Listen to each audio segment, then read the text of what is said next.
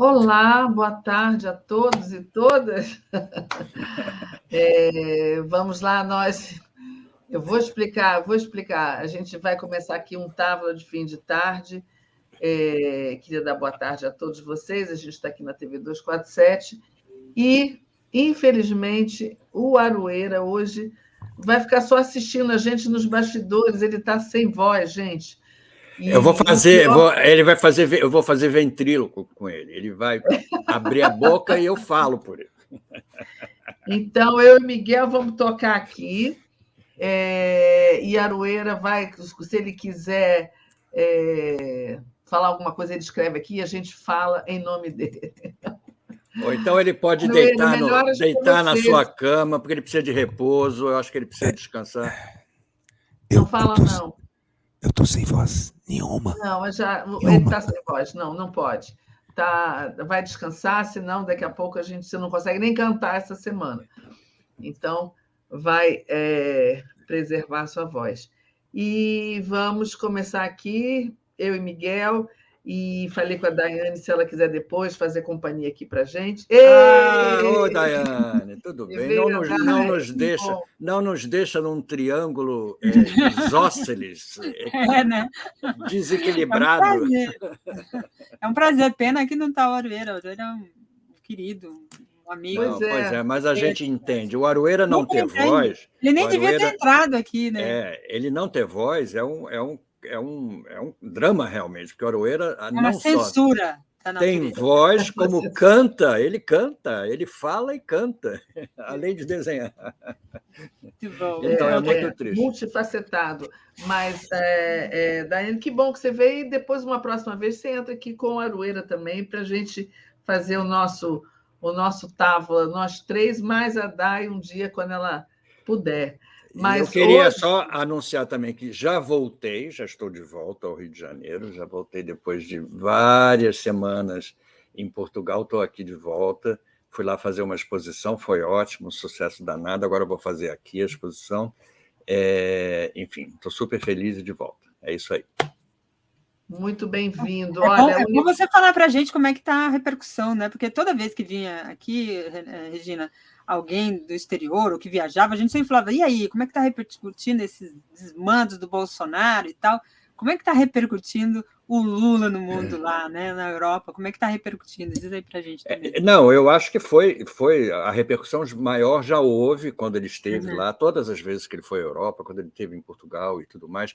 E eu até mostrei para o Conde, no programa que eu faço com o Conde, mostrei um cartaz nas ruas de Lisboa que dizia, ou vocês está com a Ucrânia ou está com Lula da Silva, entendeu? Era uma coisa assim meio radical, entendeu? Contra o posicionamento dele, que está acabando por se confirmar, né? O Lula, como sempre, se antecipa muito e corre risco com isso de ser mal entendido, mas as opiniões dele são sempre muito, muito sérias, entendeu? Ele não fala bobagem por aí, para depois se arrepender e corrigir.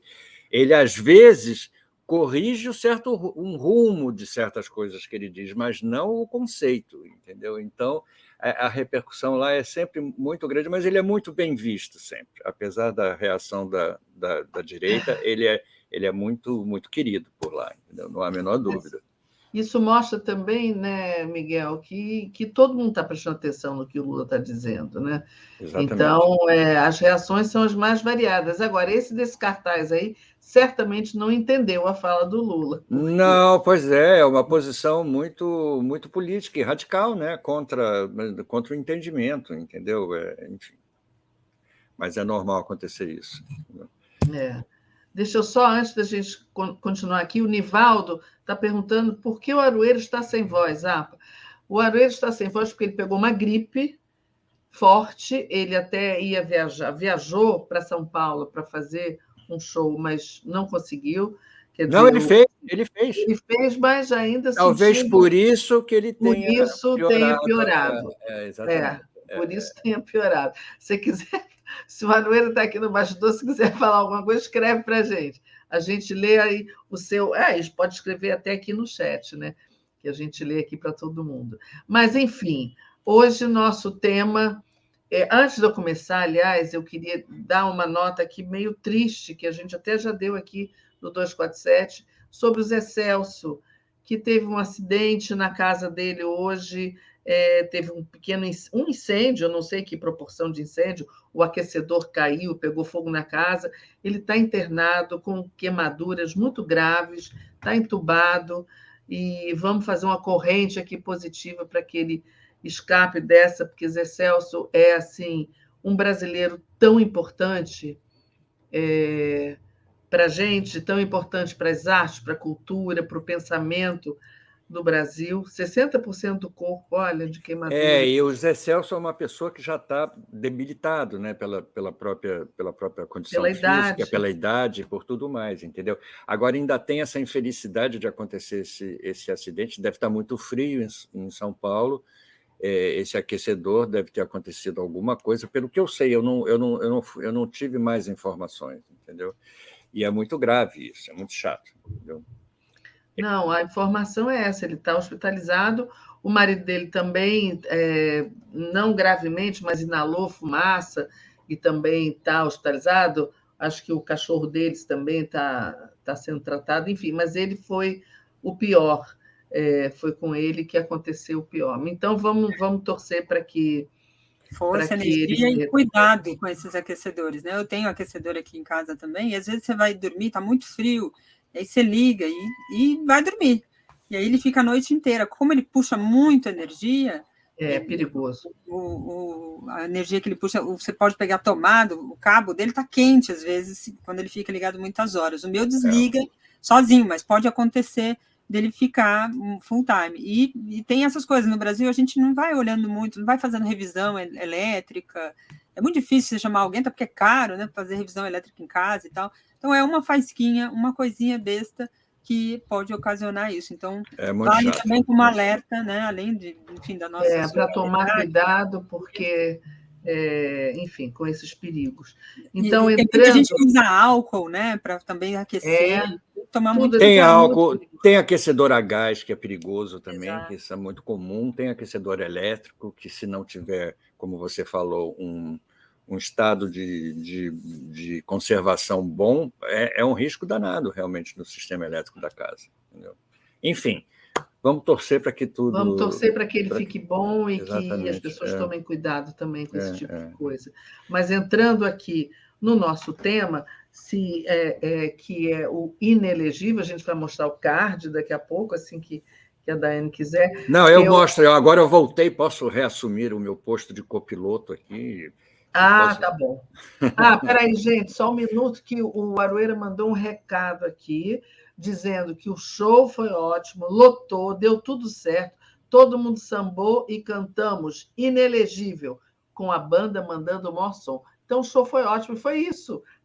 E aí ele piorou, porque ele já estava gripado, e aí cantou e se esbaldou, e não se comportou. Mesmo aí, quando a gente não quer, o inelegível continua atacando. Continua atacando. Mas, por falar nisso, que é o nosso tema de hoje, eu achei muito engraçado que a Sara Góes chamou o inelegível de o invotável.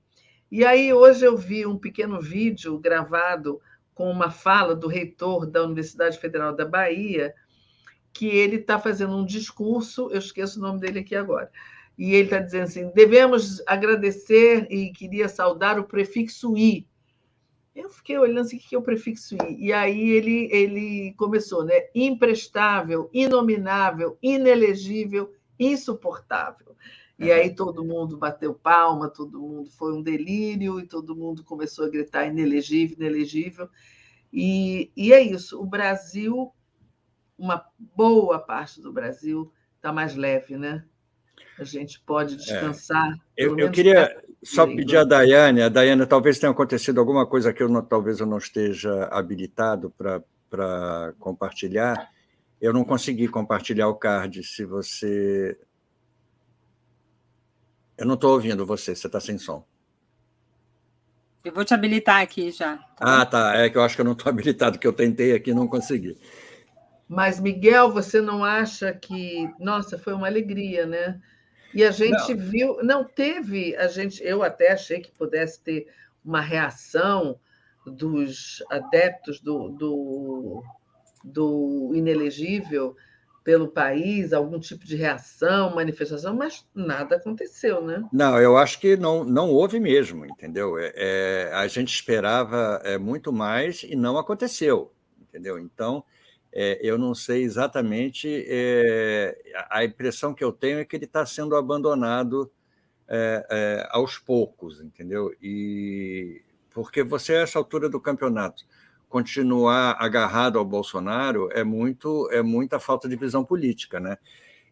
Tudo bem que se agarrar ao Tarcísio não muda muito as coisas, mas pelo menos você sai de um elemento criminoso condenado para um elemento provavelmente no futuro também a mesma coisa, mas ainda há uma pequena diferença, mas para nós é uma felicidade realmente muito grande.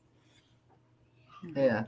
E eu acho que muita gente. Eu não sei se coincidiu, quer dizer, acho que coincidiu, mas, por exemplo, algumas pessoas que tiveram que sair do Brasil por conta do governo dele voltaram no dia, exatamente no dia em que ele se tornou inelegível.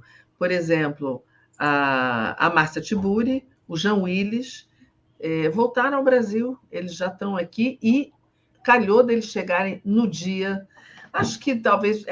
Passagem a gente marca com uma antecedência, né?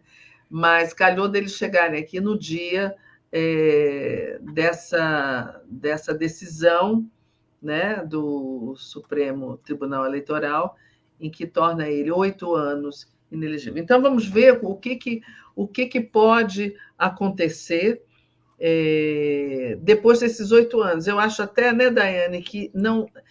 Se a gente já vi alguém fazendo as contas que não dá nem para ele se eleger, se candidatar depois de 8 anos, porque estaria ali no limite. Então, seriam mais de 8 anos, né, se ele não conseguir. E o Tribunal de Contas também está para julgar ele agora, e parece que isso passa a contar os 8 anos a partir do momento que transitar em julgado. E deve transitar em julgado até o final do ano. Então, transitando em julgado, joga isso para 2031, entendeu? Então, realmente impossibilita ele para frente também, entendeu? Então, acho Na verdade, complicado. serão mais de 8 anos. E agora a questão é a seguinte: tudo bem, ele está ali dizendo que está na UTI, mas não está morto, mas a gente já está vendo uma movimentação realmente de abandono, né, desse líder dos bolsonaristas, e estamos vendo as pessoas já ali se acotovelando ali para quem é que vai chegar na frente para ser o sucessor, ou o candidato da direita ou da extrema-direita. Né? O Tarcísio já disse assim: olha, inclua-me fora dessa, porque ele não quer criar problema com o patrão agora, entendeu? Já estão botando ele junto com a Michelle. Ele conhece o Bolsonaro, ele sabe do que o Bolsonaro é capaz. Ele está dizendo: não me queimem agora, entendeu? Ele está esperando que as coisas fiquem mais claras, entendeu? Para ele sair realmente candidato, entendeu? Uma eleição presidencial é muito mais complicada, né? Não é tão fácil. Teve outros candidatos que foram governadores em São Paulo e que não conseguiram se eleger.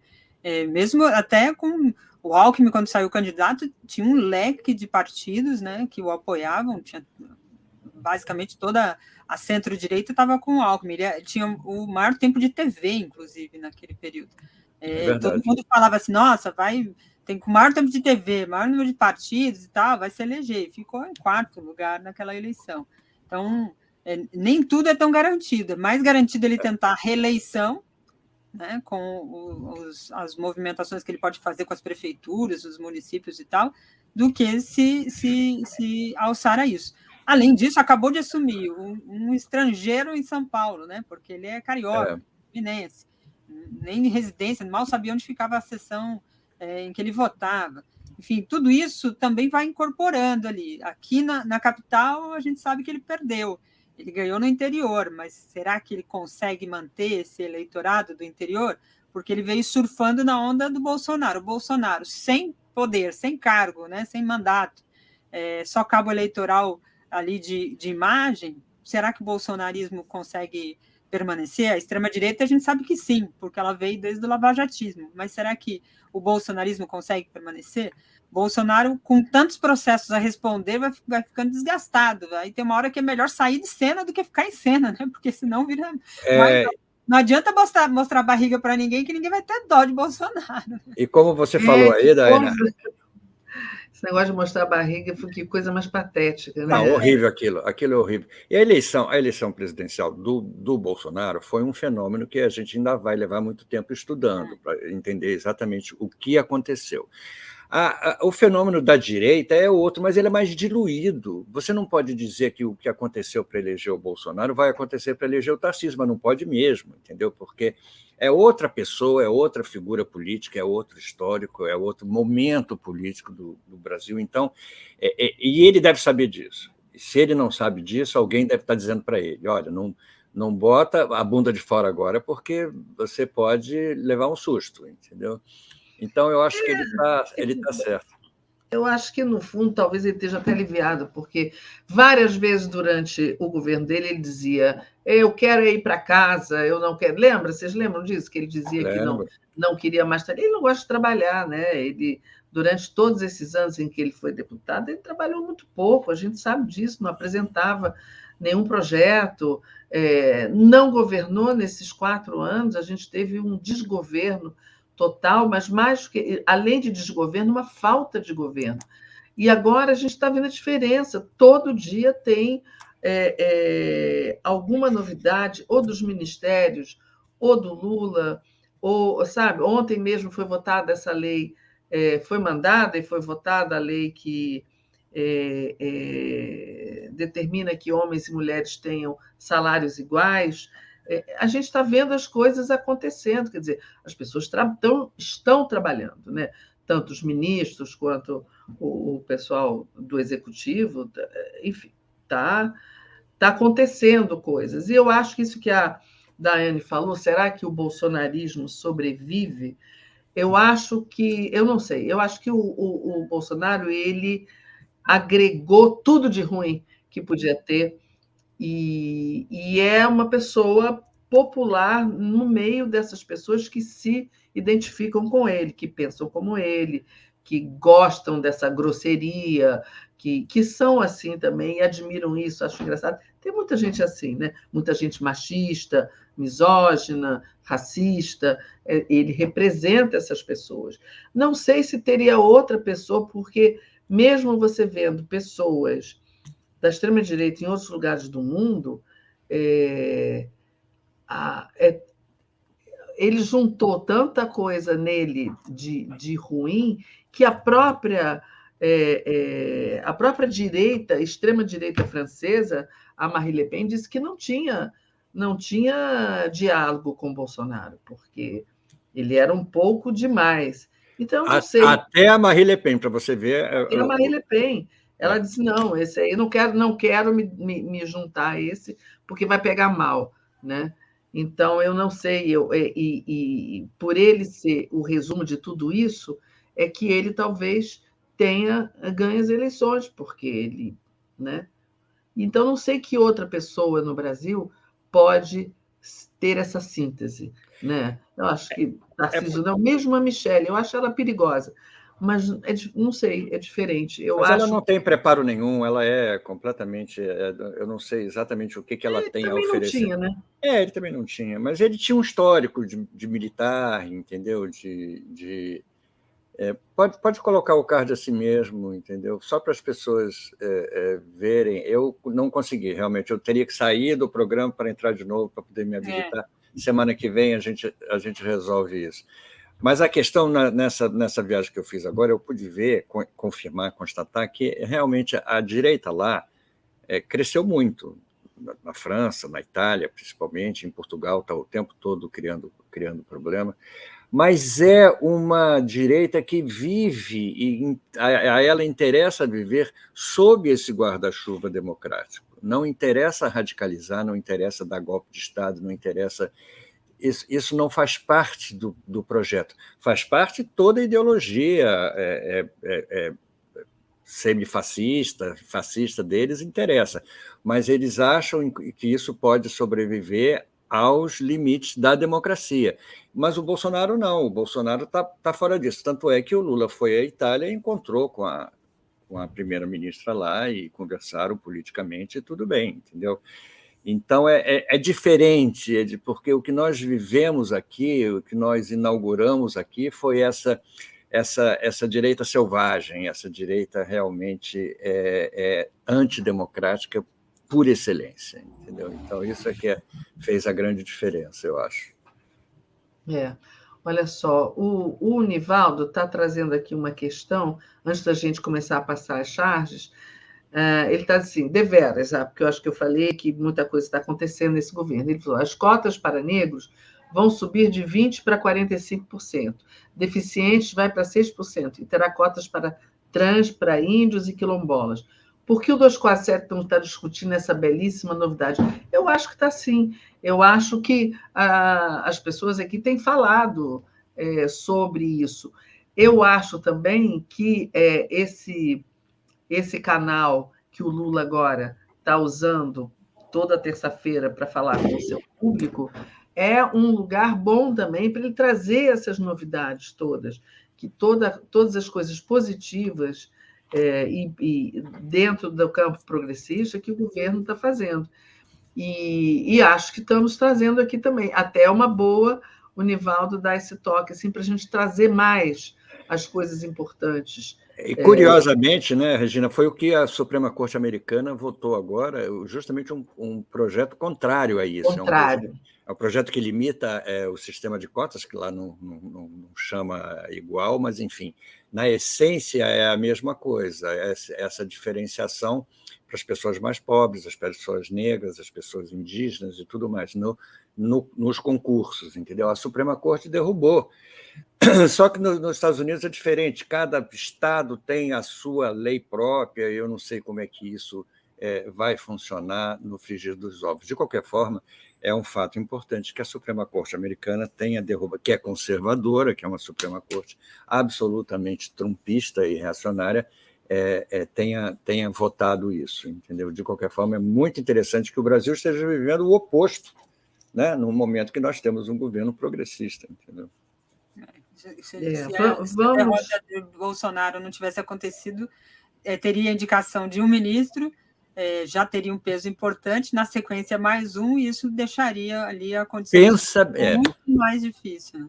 Pensa bem o que nós estaríamos vivendo, entendeu? Seria realmente um desespero. A gente não pode perder essa dimensão. Quando a gente critica o governo Lula pode ser alvo de críticas e tudo mais, porque é um governo democrático e está aí sujeito a erros e tudo mais. Mas a gente tem que ter sempre esse parâmetro. Nós voltamos à democracia, nós estamos vivendo um período em que a gente tem muito mais chance de ser feliz do que antes, porque nós estaríamos vivendo o inferno total se o Bolsonaro, se o plano dele tivesse dado certo. Eu não estou dizendo nem a eleição, o plano dele. A gente estaria vivendo o aprofundamento do fascismo. Aí sim, acho que nesse segundo mandato aí ele ia realmente botar todas as garras de fora. Ia escancarar. E o Lula salvou a gente. Eu acho que não tinha outro personagem da política brasileira que pudesse ter feito isso. Como a Aroeira é disciplinada, né? Está aqui na sala assistindo, acompanhando. Vamos mostrar as charges, então, já que o Aroeira está aqui. Não temos o Aroeira, mas temos os desenhos do Aroeira. Temos os desenhos. Não vai ter o comentário daquele molhezinho, né, do Aroeira, mas tem o do Miguel. Começando aqui, mar da inelegibilidade. Né? É o que a gente estava falando, né? Ele não aceitar, né, essa condição. Esperneando, dele. Esperneando. Mas, enfim, não adianta. Isso aí. Essa foi boa. Até a gente trava lendo assim, né? Exatamente. Depredado. Depredado, exatamente. Depredado. Ele acha que vem de pedra, né? Isso aí foi uma fala para quem não... e Para destruir quem não Joe. sabe, para quem não viu, foi uma fala do Moro em que ele usa a palavra dessa maneira. Retrato de um homem depredado, Como é que Destruidro. destruído. Como é que ele conseguiu ser eleito? Como é que ele conseguiu ele ser eleito não? Como é que ele conseguiu se formar, né, e ser juiz? Realmente é inacreditável. É o famoso decora e cola. Decora e cola. Decora e cola. Decora e cola. Eu acho Corta e que cola. tinham um projeto para ele e, né, foram empurrando ele. Essa outra da Michelle também, essa frase dela foi de uma infelicidade, né? Ela se colocar à disposição do capitão. Eu acho que foi o último gesto assim de submissão, entendeu? Dos seguidores a ele. Eu acho que ele agora vai partir para o. Você foi bonzinho aqui, né? Você mandou trazer um frango com farofa. Eu mandava para ele um camarãozinho. Inteiro. Exatamente. E traz exatamente, eu esqueci do camarão, exatamente. Renan Demia? Renan Demia, É o filho, Renan Filho, né? Renan Jair Bolsonaro. Renan. Eu acho que vale a pena a gente pensar num livro com todas as frases maravilhosas que a família Bolsonaro disse, entendeu? Eu vou lançar agora, em setembro, um livro que chama Diário do Inferno, sobre as charges que eu publiquei no 247 nesse período, entendeu? Agora, as frases que a família Bolsonaro disse nesse período merecia uma compilação, entendeu? Porque realmente não precisa nem ler, não, só para compilar, para a gente ter guardado isso e consultar de vez em quando, porque acho que se começar a ler faz mal. Dose. Fomos convidados para o Big Brother. O outro vai para um lugar. Cada um vai para um lugar, exatamente. Ser jurado do Ratinho, ali o Flávio, né? O Carlos Bolsonaro. Aquele é o Carluxo, Carluxo. É uma boa. A Michelle fazendo reality de beleza tá difícil, né? Ela ela não pode aparecer nas redes que ela quer fazer um merchanzinho. Assim, ela vende aqueles cremes verdes, né? Celebridade, ela está se sentindo celebridade. O Big Brother podia chamar ela lá mesmo. Seria até construtivo ali para eu acho que ela ia, hein? Eu também acho. Capaz de botar a filha lá para não ficar tão escancarado. Que família, que família. Que família, nossa, gente, realmente. A Niara, poxa. A Niara está difícil de ler aqui para todo mundo, né? E também. Aqui, torcedora, porque semana que vem o Congresso vota 3 projetos muito importantes para o Brasil, né? O CARF, a questão do CARF, o arcabouço fiscal, que voltou para a Câmara, né? E a reforma tributária é a pauta aqui da Niara desta semana. O Congresso está naquele sistema de super semana, né, para tentar votar tudo. Tinha uma reunião até marcada pelo Lira, junto com os líderes do Congresso, e aí foi desmarcada, mas o Lira estava ali todo prestativo, né, para fazer com que votasse antes do recesso. Né? Comprou até um terno novo, estava elegante. E a Niara sempre lembrando a gente das coisas, explicadinho, muito bom. Aí o Datafolha, cumprindo sua função de confundir a cabeça dos brasileiros, né? A Folha de São Paulo, né? Eles publicam o resultado das pesquisas sem o menor critério, né? Assim, né? Na chapa, né?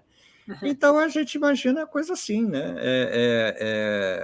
Hoje eu vi uma manchete também contrária ao governo. Eles não estão fazendo tudo que é prejudicial ao Estado brasileiro, eles consideram que é uma derrota do governo, entendeu? Então é inacreditável a postura da Folha de São Paulo em relação à compreensão política do país, entendeu? O jornalismo que desinforma, né? Exatamente. Está prestando um desserviço, entendeu? Há algum tempo já, né? Não foi isso que eu imaginei. A chamada bala, né? Bala de prata, né? A bala de prata. Meu Deus do céu, boa. Foi a época em que eu peguei mais gente também, né? Do vírus. Seu pai e eu pegamos mais. Olha a Covid falando ali. Pegamos mais de 700. E é uma mente tão misógina, machista, né? De um jovem. É tão assustador ver um jovem com essa mentalidade, né? Eu nem acho que ele tenha mente, entendeu? Ele mente. Não, mas ele tem um look assim de neonazista, né? Tem. Faz questão de ficar nesse estilo, assim, também, né? É um negócio proposital também. Parece que o pessoal é sempre muito estratégico nessa questão da imagem, na construção das suas imagens. Né? É perfeito, exatamente. Imagem tem tudo a ver com o que eles representam, né? É verdade. Repitam comigo. Inelegível. Todo mundo junto agora. Inelegível. E a carinha dele assim, né? Ficou perfeito. Repitam comigo, dois, né? Inelegível. E aí o Moro não conseguiu. Quack. Quack é ótimo. Que delícia. Fomos todos para o intervalo com 3-1 para isso aí quando estava 3-1 ainda, né, na votação. Faltava o voto da Carmen Lúcia, né? Aí ela bateu o pênalti e fez o gol, aí acabou. Exatamente. Temos o Nunes Marques no banco, mas não adiantou. Não, que voto horroroso, deprimente. Não, o pior foi aquele menino, aquele outro, aquele gordinho que parece o Delfim Neto. O Raul Araújo. Aquele ali, eu não entendi, eu publiquei até um tweet na hora, porque eu não entendia nada do que ele dizia, nada. Ele estava usando uma linguagem, um juridiquês ali daqueles horríveis, eu não conseguia entender nada. Agora, consegui perceber que ele ia votar a favor do Bolsonaro, claro. Ele estava fugindo do assunto, né? Que ele estava falando da nossa minuta. Aí ele puxa um bando de teoria, como se ele estivesse dando aula para as pessoas. Todo mundo ali conhece bem o direito, não precisa de ele aula. levou um sabão da Carmen Lúcia em público. E do Alexandre de Moraes. Gente, eu acho que o Alexandre, quando ele disse isso é hipocrisia ou ingenuidade, quando ele disse isso, ele estava falando isso. Agora, pensa bem, o Bolsonaro, quando soube que a defesa dele no TSE ia parar nas mãos, o recurso dele ia parar nas mãos do Alexandre de Moraes. Adorou aquele sorteio, sistema de sorteio também. Nesse caso, não foi nem sorteio, porque como o Alexandre de Moraes era o relator, ficaria com ele mesmo, entendeu? Mas eu acho que o Alexandre de Moraes, botou para fora tudo que ele quis ali naquela fala dele, nesse voto. Né? Ele realmente falou com uma vontade ali, uma raiva quase. Né? Ele vomitou tudo que estava ali guardado de toda a raiva. Foi muito interessante. Foi bem hipócrita certos argumentos, né? Então é difícil sustentar certos. É isso que o Miguel estava falando. O cara dá uma volta para fazer uma justificativa que ele podia fundamentar como. Ainda que seja torto, o Cássio Nunes fez a defesa em cima das provas, do argumento. Ele ficou tentando tergiversar para justamente arrumar uma brecha para sustentar o recurso. E é uma manobra de pilantra, né? Aquela pilantragem. A do Nunes Marques não me espantou muito, porque ele fez uma defesa, apesar da gente não concordar, ele estava argumentando, né? Tinha uma argumentação precisa ali, apesar de cheia de falsidades. Mas, enfim, não era a enrolação que o outro lá, Raul, não sei das quantas, estava. Raul Araújo. Raul Araújo estava fazendo. É vergonhoso. O Arueira mandou, Daina, mandei até para você uma charge que ele fez.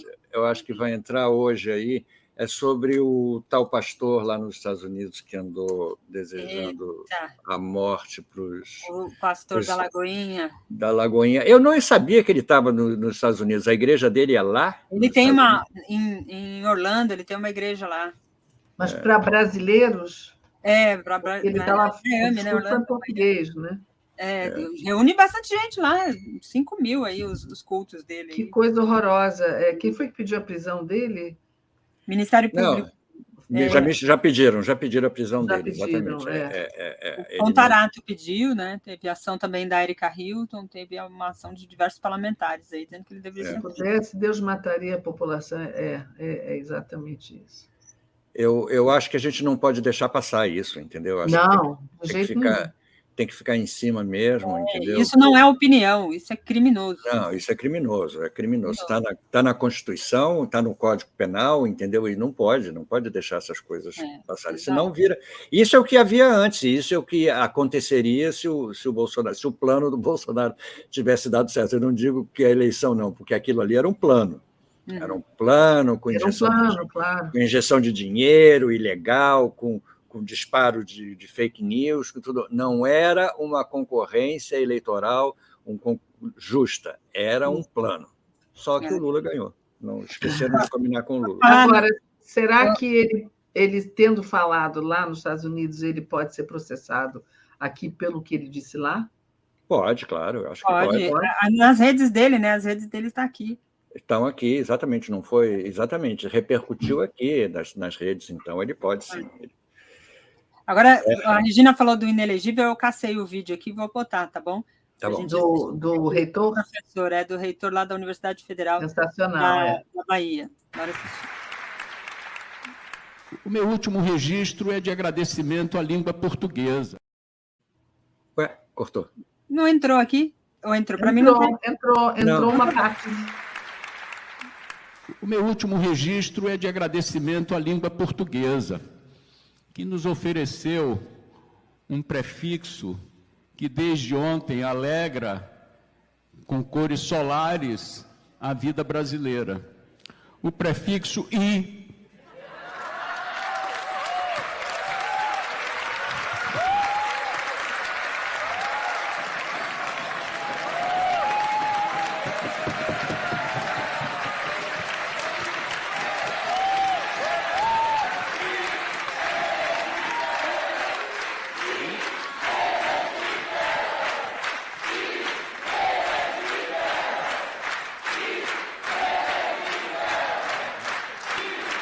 Isso. Vejam como o prefixo nos sugere muitas coisas. Imprestável, inominável, inelegível, insuportável. Mas nem de tantas coisas ruins vive. É muito bom, né? É muito bom, porque o público todo que cantou, né? Não, e o público entendeu imediatamente, ele só falou o prefixo "i", entendeu? E todo mundo Paulo entendeu. Miguel. A alegria do pessoal em volta dele foi realmente fantástica. Muito bom. É isso aí. Acho que a gente chegou aqui no nosso final. Eu daí ia comentar uma coisa, mas deixo para a próxima vez, que é a questão da democracia relativa, que a gente não comentou. Isso é um bom tema para a gente conversar mais, exatamente. E o Aroeira pode contribuir muito mais. Exatamente. É isso aí. Deixamos para a próxima. Deixamos para a próxima. Então, tá. Daiane, que bom que você veio com a gente. Obrigada por você estar aqui com a gente hoje. Eu que agradeço. Vou colocar a vinhetinha para a gente poder fazer o corte direitinho, que vocês podem assistir depois no corte separadinho aqui da TV 247. Tá ótimo. Beijo para todo mundo. Beijo para todos. Tchau, tchau. Até a próxima.